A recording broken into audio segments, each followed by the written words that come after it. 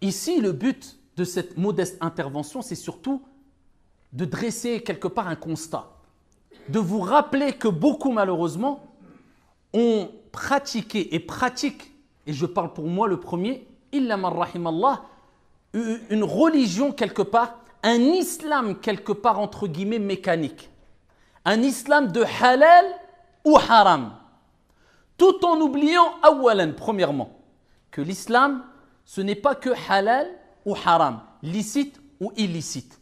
Ce n'est pas que cela. Avant même de comprendre et de savoir vraiment qu'est-ce qui est vraiment halal et qu'est-ce qui est vraiment haram, comprendre que l'islam, ce n'est pas que le halal et le haram. Ici, il y a la jurisprudence qui tourne autour de 5 jugements.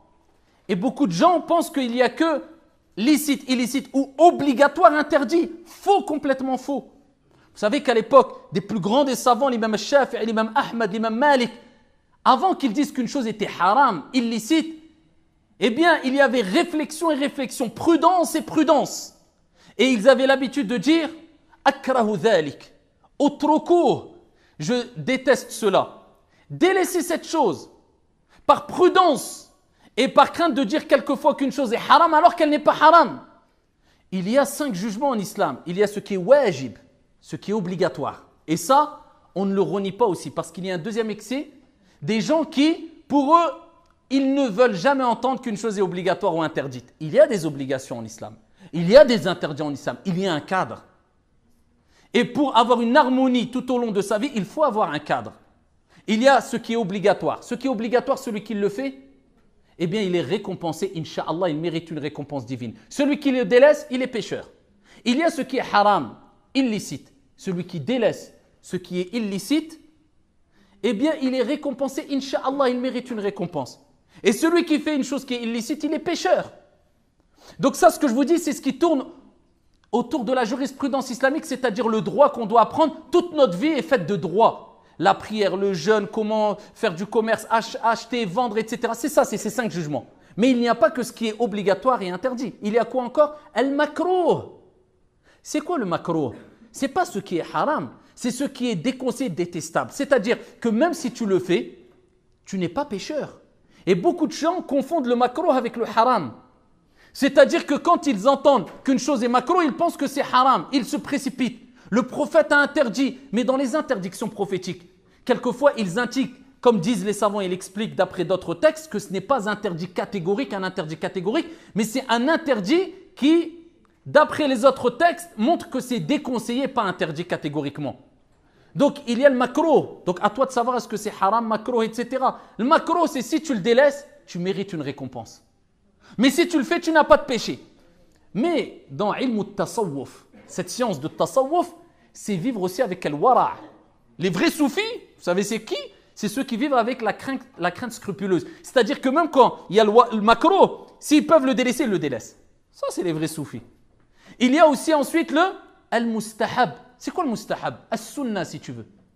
C'est ce qui est préférable. Si tu le fais, tu mérites une récompense, Inch'Allah. Si tu le délaisses, tu n'es pas pécheur encore. Regardez, deuxième des choses où tu n'es pas pécheur. Troisième des choses, al-mubah. Al-mubah, c'est ce qui est permis. Pourquoi? Parce que al-aslu fil ashya al-ibaha wal-hil. Ça, c'est une qa'ida. Le principe de base, tout au long de ta vie dans les choses, c'est la licéité et la permission.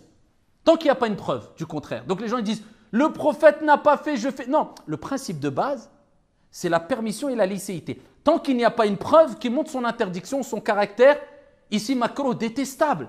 Donc il y a 3 jugements qui montrent que si tu les fais, tu n'es pas pécheur. Nous, on a montré, 4 jugements avec le wajib. Nous, on a l'impression que l'islam, c'est plus de haram que le reste. Déjà, il faut comprendre que l'islam, ce n'est pas une religion que de halal haram ou wajib haram, obligatoire, interdit ou licite et illicite. Et deuxième des choses, il faut comprendre que même les actes d'adoration, al-fiqh, si tu ne l'accompagnes pas de la science de la purification de l'âme, de la science qui est l'ihsan, adorer Dieu comme si tu le voyais, si tu ne le vois pas, lui, certes, il te voit. Ce qu'on appelle le tasawwuf quelque part, sans excès, sans exagération, tu pratiqueras une religion mécanique, une prière sans khushu', sans concentration. Tu feras le jeûne sans comprendre la finalité voulue à travers ce jeûne. Tu vas faire ton pèlerinage sans ressentir rien du tout, si ce n'est que très peu d'émotions et de khushu' et d'humilité. Pourquoi c'est une pratique mécanique? Tu as voulu embellir l'extérieur avant de purifier l'intérieur.